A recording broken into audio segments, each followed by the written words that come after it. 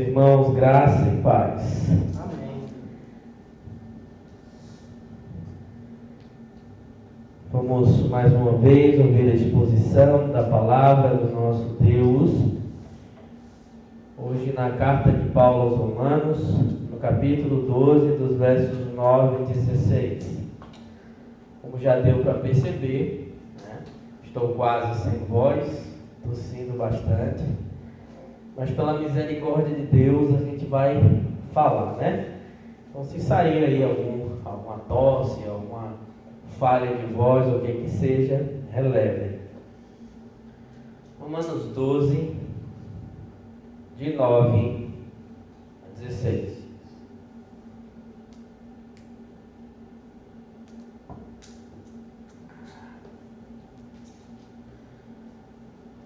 Muito temos aprendido com esta maravilhosa carta.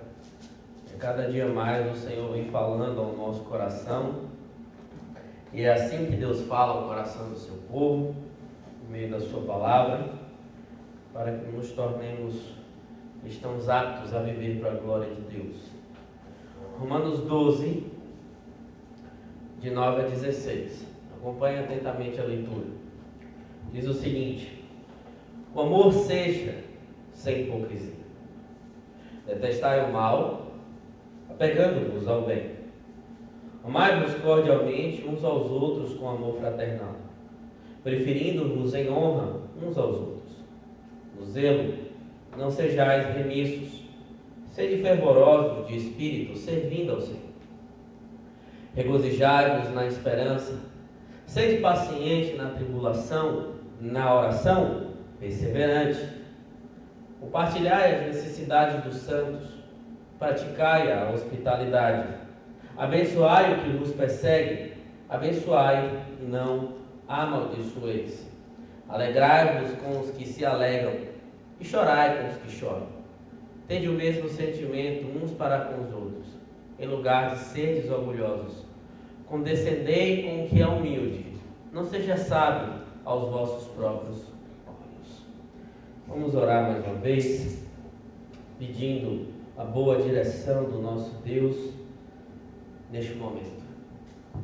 Ó Senhor, louvamos a Ti pela oportunidade de louvar, de adorar, de sentir a Tua palavra nos confrontando e também o perdão que vem pela certeza que ela nos traz em Cristo Jesus. Ó Deus, neste momento nós iremos ouvir mais uma exposição da Tua palavra. E suplicamos a Ti, ó Senhor, que de fato possamos crer e observar corretamente aquilo que irá ser pregado, não apenas com o intuito de encher a nossa mente, o nosso intelecto, mas acima de tudo encher o nosso coração. E como nós estamos vendo, para que aprendamos a amar, a nos doar, a nos sacrificar pelo nosso próximo, da maneira que agrada ao Senhor. Porque o Teu amor por nós foi demonstrado, e como os Teus servos devemos refletir este amor ao nosso próximo. Ajuda-nos, ó Deus. Assim nós oramos em nome de Jesus. Amém. Amém. Queridos, quando nós falamos sobre amor, naturalmente vem à nossa mente o relacionamento que existe entre homem e mulher. Na maioria das vezes esse é o nosso primeiro pensamento.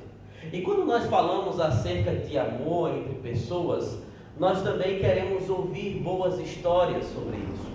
E é interessante também que certa vez, procurando uma bela história de amor, eu vi um vídeo interessante sobre um rapaz que era fotógrafo. E ele se apaixonou por uma moça que era cabeleireira. Então eles começaram a conversar, começaram a se relacionar, começaram a se dar bem.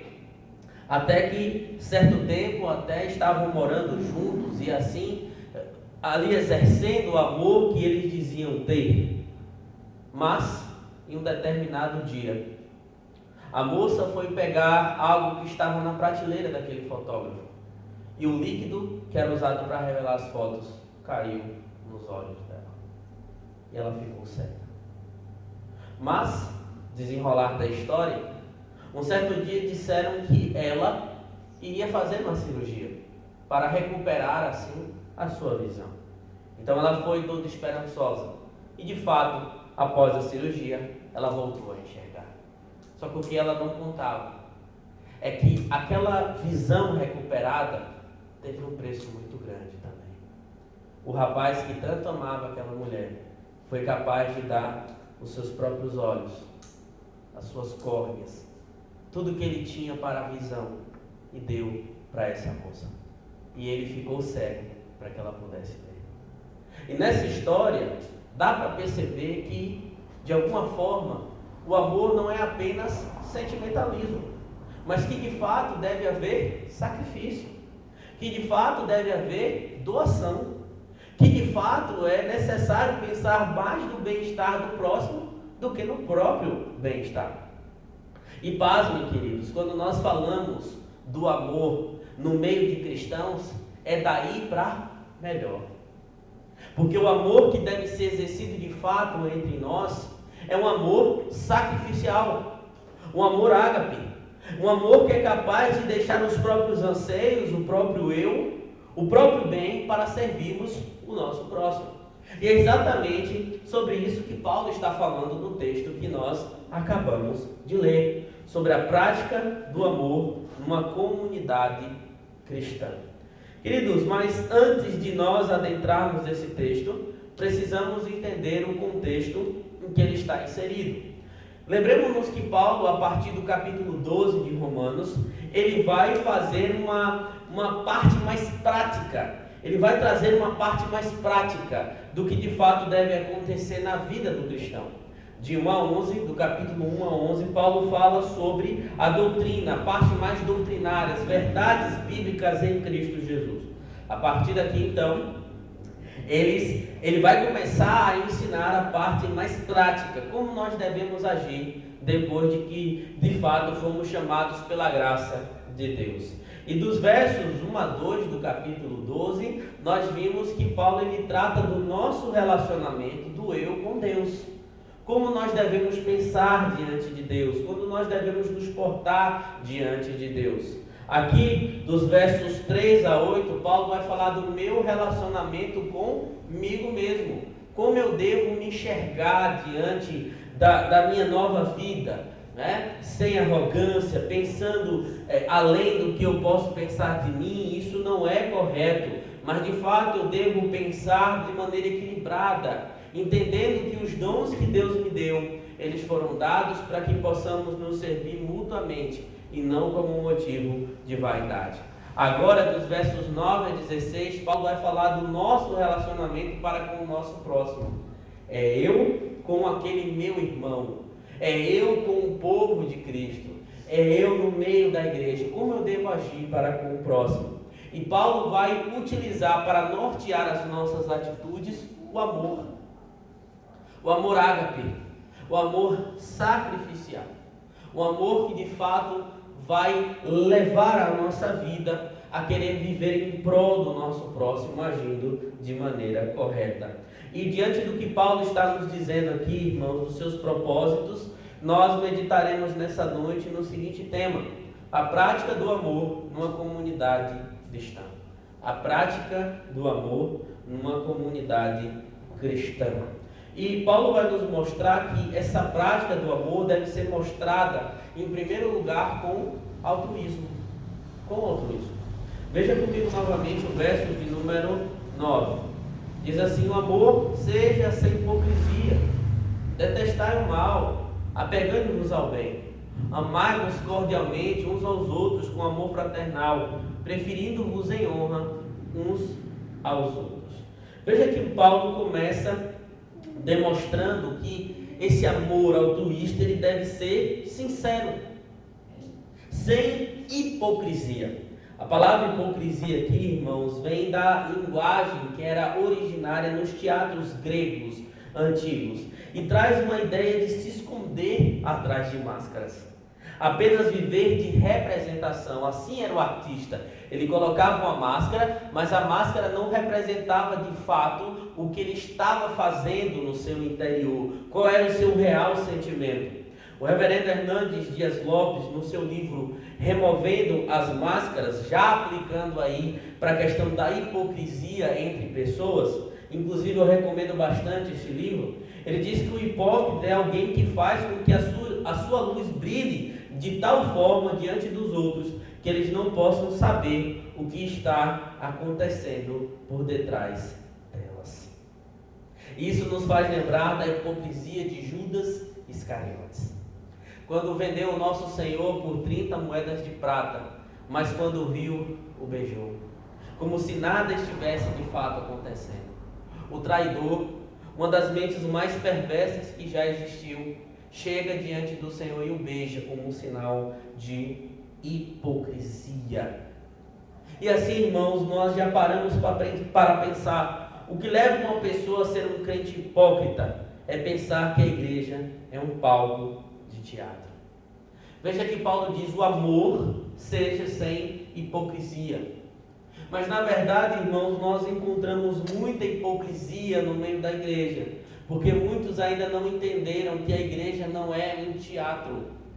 A igreja não é um lugar para nós representarmos, mas a igreja é um lugar para nós vivermos da maneira verdadeira, da maneira sincera, da maneira que de fato agrada a Deus, sem falsidade, como nós acabamos de cantar.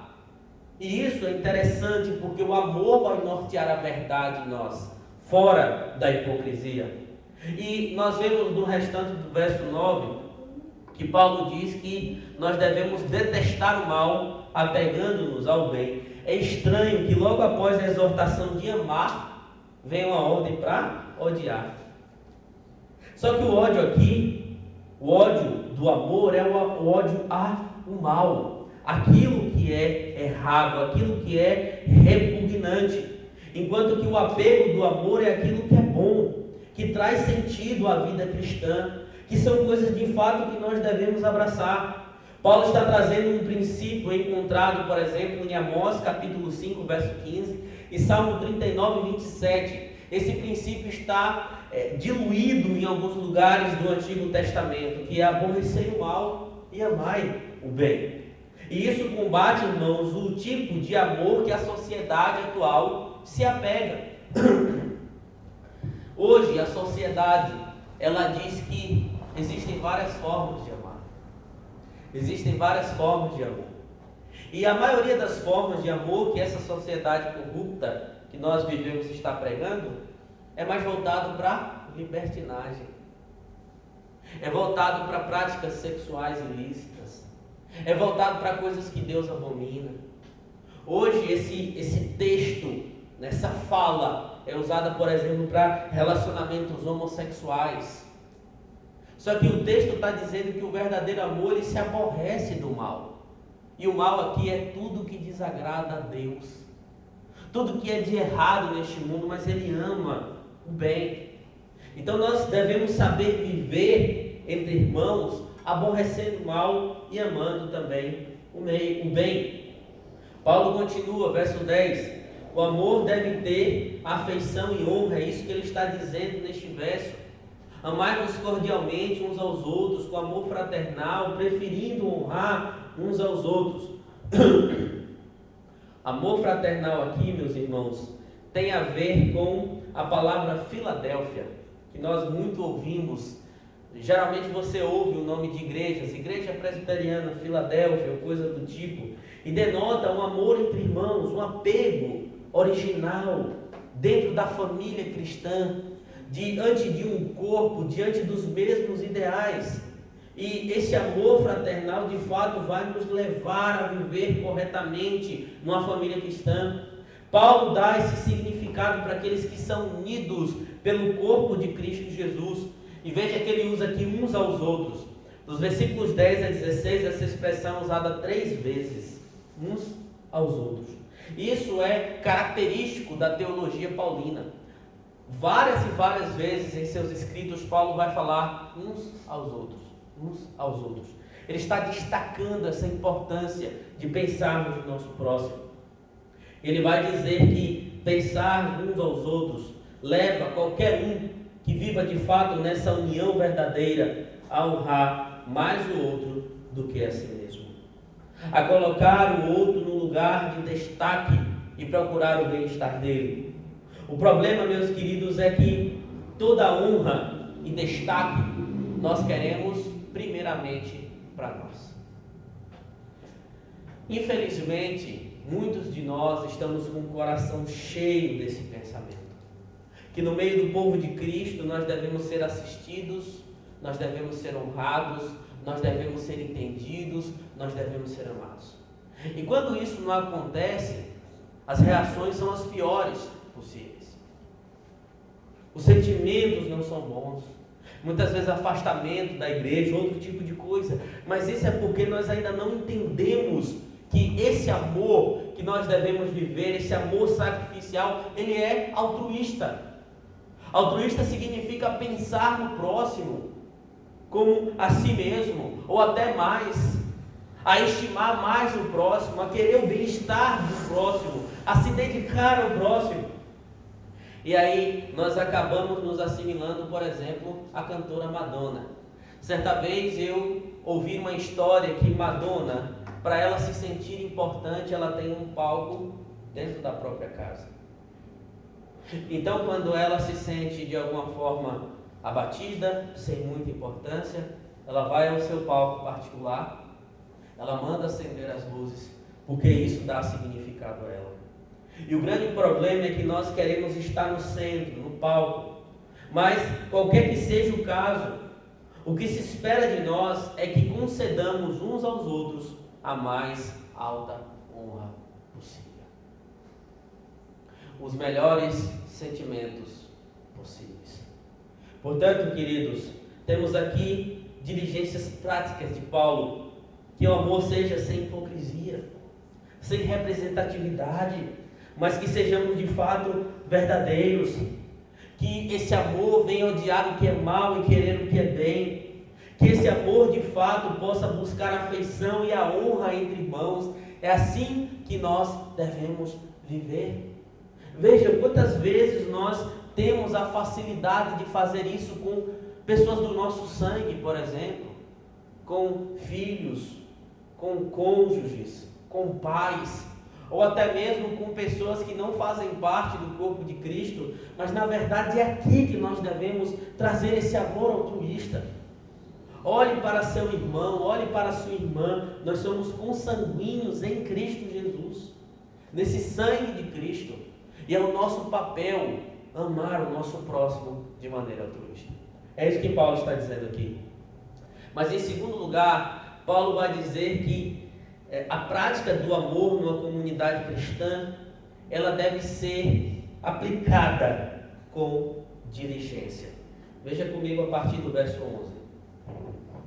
Diz o seguinte: no zelo, não sejais remissos, sede fervorosos de espírito, servindo ao Senhor, regozijai-vos na esperança, sede pacientes na tribulação, na oração perseverante, compartilhai as necessidades dos santos e praticai a hospitalidade. Meus irmãos, dos versos 11 a 13, Paulo, na verdade, está nos exortando a usarmos todos os nossos recursos que foi dado a nós por meio da graça de Cristo Jesus para com o nosso próximo. Pois o verdadeiro amor combina sentimento com ação. O verdadeiro amor sacrificial, amor ágape, que Paulo está usando como norte para todas as diligências aqui para frente no capítulo 12, na verdade é a ideia também de combiná-lo com ação. O amor deve dominar e mudar todos os nossos relacionamentos, principalmente esse relacionamento com irmãos na ação. E Paulo nos dá aqui algumas diretrizes para agirmos de forma diligente e correta com o nosso próximo. Esse amor deve ser marcado com comprometimento, compromisso de cuidado mútuo, zelando intensamente. Quando Paulo fala aqui sobre zelo, ele está dizendo algo como ânimo para atingir um determinado fim. É o mesmo usado no verso 8 para aqueles que presidem. Você tem que ter ânimo, você tem que ter avidez. E por isso que ele vai falar, no zelo, vocês não podem ser remissos.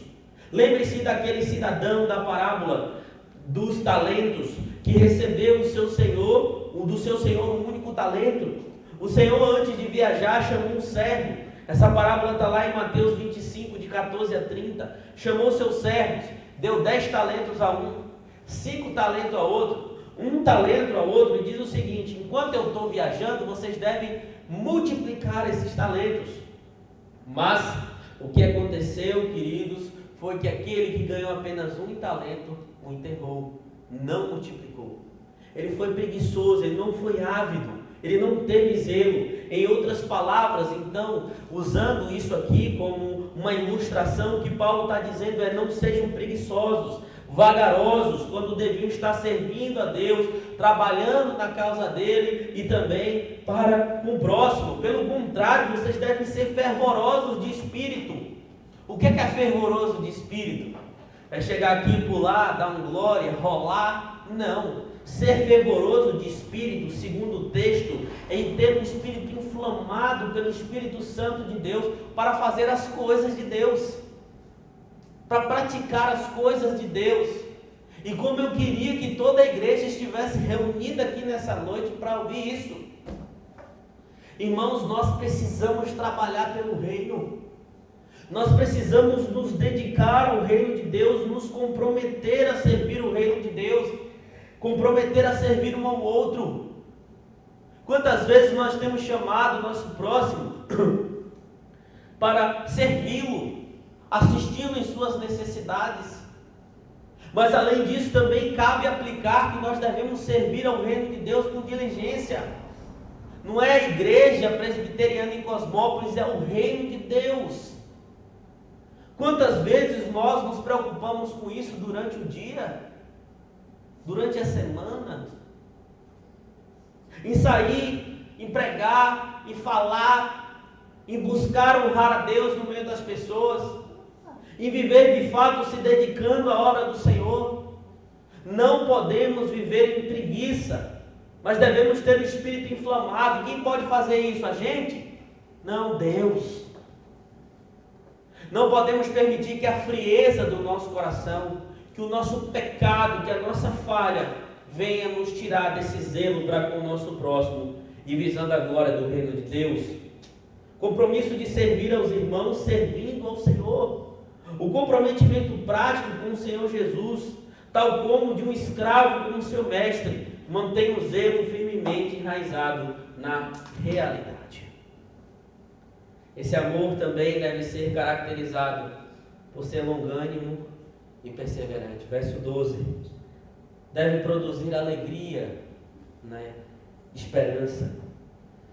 A esperança bíblica, irmãos, não é, como muitos dizem, o pensamento de um futuro melhor neste mundo, não. Mas é de fato a esperança de Cristo Jesus vindo consumar todas as coisas. É nessa esperança que devemos exercer a nossa alegria, devemos nos alegrar e também devemos produzir paciência na tribulação.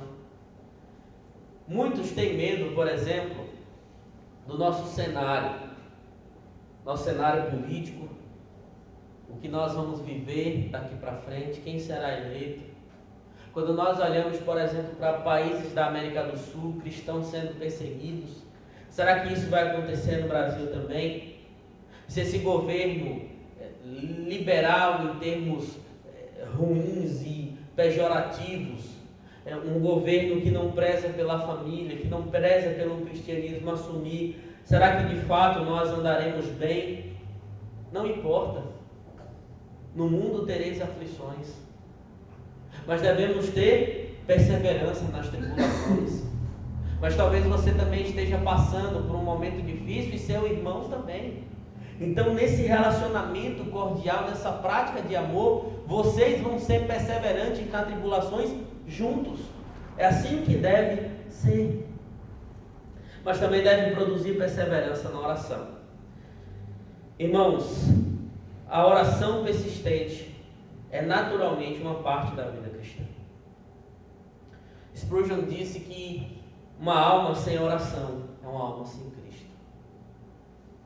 Você já percebeu quando a gente para de orar, de perseverar? E isso eu não estou falando só pessoalmente, você em casa. mas nós estamos falando do amor sendo compartilhado numa comunidade cristã. Você já percebeu que quando uma comunidade cristã, o corpo de Cristo para de orar, parece que Cristo de fato não habita ali? Parece que a coisa não anda. As nossas próprias atitudes começam a ser mais distantes da Bíblia. O nosso anseio em termos de igreja passa a não ter mais tanta responsabilidade diante de Deus. É como se Cristo não estivesse ali. E nós devemos nos atentar a isso, porque devemos ser perseverantes na oração. Essa é a evidência sumária da vida cristã. Não se pode viver neste mundo sem oração. E o apóstolo Paulo está aqui nos chamando a viver essa oração, essa vida de oração entre irmãos. O amor ágape também deve ser marcado por ser generoso. Verso 13. Compartilhar as necessidades dos santos. Irmãos, quando Paulo usa aqui a ideia de compartilhar necessidade, é de onde vem a palavra koinonia, comunhão. E que os santos têm aí nas suas necessidades essa necessidade de comunhão, de fato termos a aproximação. E o que Paulo está falando aqui não é simplesmente das necessidades emocionais, mas também como necessidades físicas. Não devemos ter apenas o coração aberto, mas também o bolso. A generosidade é marca do cristão. E também o cristão deve ser hospitaleiro. Essa ideia de hospedagem antes era mais fácil de entender do que hoje. Por exemplo, antes não tinha hotel assim, de uma forma tão fácil. Então os cristãos eles eram hospitaleiros. É necessário a gente saber que muito do que foi conquistado na pregação do Evangelho a outras pessoas era porque os cristãos primitivos eram acolhedores, eram hospitaleiros. E nós devemos ser acolhedores e hospitaleiros com os nossos irmãos. Devemos abrir nossa casa. Claro que hoje você não vai deixar um estranho dormir na sua casa, né? Tem hotel aí. Mas aquelas pessoas que forem se achegando, que precisarem de hospitalidade, abrir a casa para os nossos irmãos também, devemos abrir as nossas portas. Portanto, o que Paulo está dizendo aqui é: sejam diligentes. A prática do amor, ela é diligente. A prática do amor, ela vai nos conduzir de fato a vivermos comprometidos com o nosso próximo, a sermos longânimos e perseverantes, a orarmos, a sermos generosos, hospitaleiros. Devemos ser diligentes em tudo isso que Paulo está nos orientando. Mas também, por último, Paulo vai nos dizer que a prática do amor na comunidade cristã, ela é evidenciada na tratativa com todos. E veja que Paulo já começa o verso 14 confrontando a maioria do nosso coração, que diz o seguinte: abençoai os que vos perseguem, abençoai e não amaldiçoai. Irmãos, veja que interessante, abençoar aqueles que nos perseguem. E esse amor que habita em nós, esse amor ágape, deve de fato nos levar a ter esse sentimento por essas pessoas. Existe muita discussão sobre esse versículo em especial. Se aqui Paulo está fazendo uma digressão para voltar com o assunto no verso 17, se no verso 17 de fato ele vai tratar sobre a nossa atitude para com os nossos inimigos. Mas é possível aqui que nesses imperativos que Paulo está dando, na verdade Paulo esteja nos levando a entender que o nosso papel com qualquer tipo de pessoa, nessa nossa diligência, nessa nossa busca, nessa nossa tratativa, ela deve ser exposta com esse amor até mesmo... Desculpa. Já avisei que isso ia acontecer, né? Então vocês não foram pegos de surpresa. Até mesmo com aqueles que nos perseguem. E nós não podemos dizer que Paulo está dizendo aqui sobre os irmãos que estão na igreja que nos perseguem, apesar de ser verdade.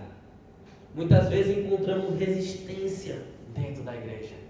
Mas Paulo está falando de maneira geral. Alguns também querem dizer que talvez Paulo esteja unindo isso aqui, a ideia de hospitalidade, né? Que você deve ser hospitaleiro até com seu inimigo. Mas de fato, olhando para as palavras de Paulo, o que nós estamos vendo aqui são os ecos das palavras de Jesus. O que é que Jesus disse? Amem seus inimigos e orem por aqueles que vos perseguem. Não é mais olho por olho e dente por dente. Está lá em Mateus 5,44 e Lucas 6,27. Abençoar aqui significa invocar bênçãos de Deus sobre. Calvino dizia que isso é mais difícil do que somente se abster da vingança. Olha que interessante, quando alguém te faz mal, talvez para você cristão, seja mais fácil você falar assim: não vou me vingar, porque eu sou cristão. Agora, não querer se vingar, não desejar mal, mas ainda tem que abençoar a pessoa, isso aí não é fácil. Aquela pessoa que te fez mal, aquela pessoa que levantou coisas ruins contra você, você orar para abençoar aquela pessoa, isso é muito difícil. Mas Paulo reitera aqui: abençoai e não amaldiçoeis. Então, quando alguém vier de fato fazer mal contra você, abençoe essa pessoa. Não é fácil, mas nós, como cristãos que sabemos amar, devemos fazer. É interessante, nós vemos muitos cristãos hoje, principalmente nas redes sociais, xingando uns aos outros por causa de política, por exemplo. Amaldiçoando uns aos outros por causa de política. Mas veja que o cristianismo não está sendo representado com essas pessoas. Porque o cristão de verdade, ele abençoa até mesmo aqueles que os perseguem. Paulo, no verso 15, vai dizer também que esse amor deve ser caracterizado por simpatia. Ele diz no verso 15: alegrai-vos com os que se alegram e chorai com os que choram. Simpatia, irmãos, é sentir-se juntos, é identificar-se com as alegrias dos outros, mas também com as dores. Eu estava tratando um casal aqui de Cosmópolis, de outra denominação, e faço isso com muita alegria por causa do reino de Deus. Eram irmãos que estavam precisando de ajuda. E eles disseram que em um determinado tempo, eles compartilharam com alguns irmãos que eles queriam comprar um terreno para construir uma nova casa perto da igreja que eles fazem parte. Só que quando eles acharam que iam ser incentivados e abraçados, ouviram resistência. Não, você não vai conseguir. Não é possível, aqui é muito caro. Eu não acredito que você vai conseguir. Logo perto da igreja, não é possível. Diz que nenhuma mísera pessoa incentivou eles. Mas sabe o que é isso também? Apesar de ser uma coisa que às vezes as pessoas têm como um sonho distante, se a pessoa está mostrando que de fato ela está buscando aquilo, que ela pode conquistar aquilo, o sentimento não deve ser de inveja, de desencorajamento, mas de alegria. Se alegre com a pessoa que está conseguindo algo por meio da misericórdia do Senhor. Se rejubile com o que o seu irmão está tendo de melhor, principalmente quando está ali refletindo o nome de Cristo. Não precisa ser bem material, não. Nós não cremos assim. Mas acima de tudo, a alegria de viver as coisas de Deus. Então, quantas vezes um irmão chega para você assim e diz: eu venci um pecado. Tinha um pecado que tomava conta da minha vida há não sei quantos anos. Conheci um irmão há algum tempo que passou 8 anos tendo dificuldade com pornografia. Mas ele dizia: não, Deus me livrou disso. Se alegre, louve ao Senhor por isso. Mas também na tristeza. Esses dias eu estava conversando na reunião de oração, falando como nós precisamos amadurecer e começar a contar as nossas dificuldades uns para os outros. E o que eu ouvi foi: mas pastor, eu fico com medo, porque eu tenho medo de abrir minha vida e depois começar,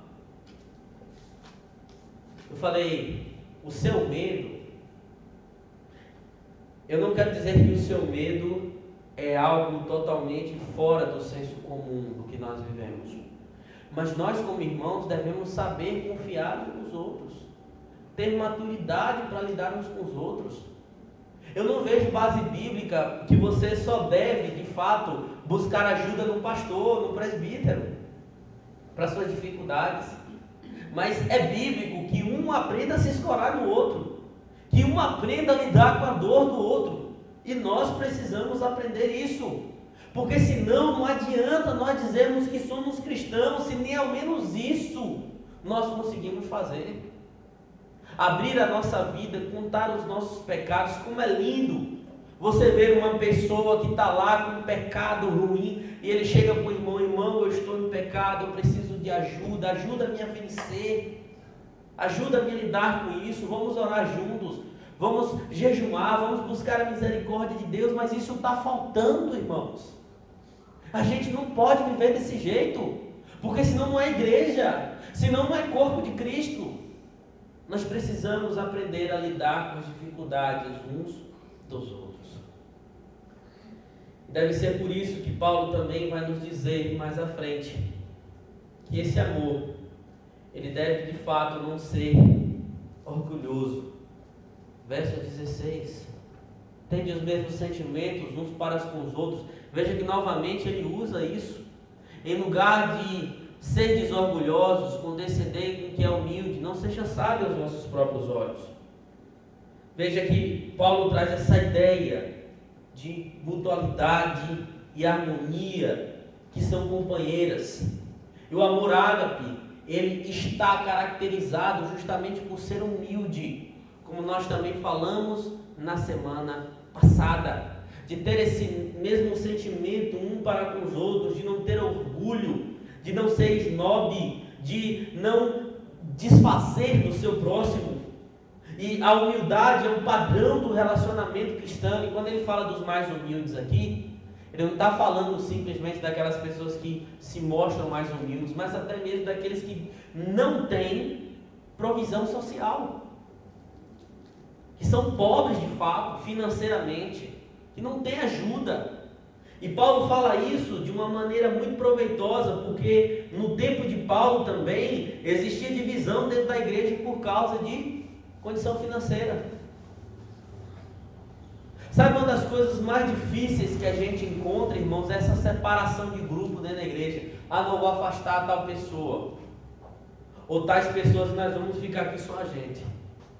Em igrejas maiores, é comum você ver pessoas que só se identificam com outras mais próximas, ou quem pensa do jeito dela, ou quem tem a condição social igual.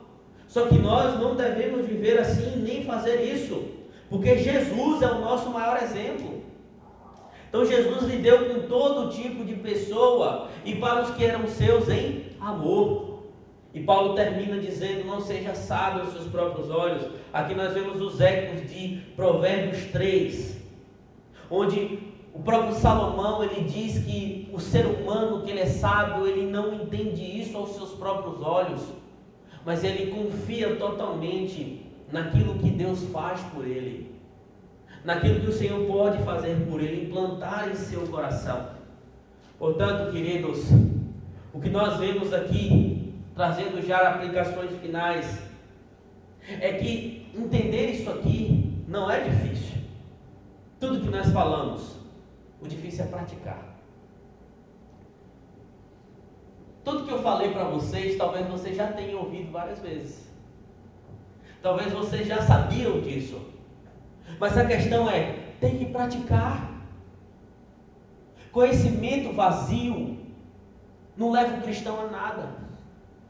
Essa é uma das minhas grandes críticas a quem fica aí correndo atrás só de conhecimento ortodoxo, correto, buscando conhecimento, lendo, mas não pratica aquilo que entende, aquilo que lê, aquilo que aprende. O que adianta? O que adianta a gente falar isso aqui e pregar nesse texto de novo e não praticar? Nós precisamos deixar o orgulho do coração. Essas são formas práticas através das quais devemos nos relacionar nessa comunidade cristã. Elas revelam o nosso grau de comunhão com Deus. Quando você está em comunhão com Deus, você sabe viver em comunhão com o próximo, dando virtudes, dando graças a Deus por tudo que Ele fez por nós junto com o seu irmão. Outra característica a respeito desse amor é que controla toda essa passagem aqui, é a ideia de ser autêntico, genuíno, de viver de fato emoções sinceras. Sabemos disso porque o restante da lista de Paulo é composto por essas atitudes. Se você ama, você fará isso aqui que Paulo disse. Creio que essa palavra, meus irmãos, é importante, principalmente porque em nossos dias o amor também está sendo corrompido. O amor é sentimentalismo besta, é simplesmente um anseio de amizade. Mas o amor de verdade é esse aqui. Sabe por que muito casamento acaba? Porque vai com essa mentalidade errada. Para que você vai casar? Eu vou casar para ser feliz. Então nunca vai dar certo. Ninguém casa para ser feliz, mas para fazer o outro feliz. Portanto, meus irmãos, biblicamente falando, o amor é essencial para que vivamos de conformidade com a palavra de Deus. O amor sempre é algo bíblico que é manifestado de forma concreta. João 3,16, o texto que nós lemos hoje pela manhã, diz o seguinte: porque Deus amou o mundo de tal maneira, que deu o seu Filho unigênito, para que todo aquele que nele crê não pereça, mas tenha vida eterna. O amor ali é o mesmo amor que Paulo está falando aqui. Amor sacrificial. É como Deus amou a este mundo, mesmo este mundo não merecendo. Ele deu o seu Filho por nós, para que não pereçamos, mas tenhamos a vida eterna. No início desta palavra, eu falei sobre uma história, onde duas pessoas se apaixonaram, começaram a se relacionar, mas quando uma de fato precisou de um sacrifício da outra, recebeu. O homem foi capaz de tirar a própria vista, para que a sua amada viesse a enxergar. E nós usamos esse pequeno exemplo para ilustrar o que nós devemos viver também aqui. Não estou falando de lá fora, simplesmente aqui. Devemos praticar este amor com altruísmo, com diligência, no trato com todos. E ainda que precise ir um pouco para fora, como no caso daqueles que nos perseguem, pratique esse amor. Os cristãos antes amavam até os que perseguiam eles. Leia o livro de Atos. Veja a história do cristianismo no primeiro século. Portanto, irmãos, que saibamos viver assim, para a glória de Deus. Neste momento nós vamos passar falando de amor para a Santa Ceia.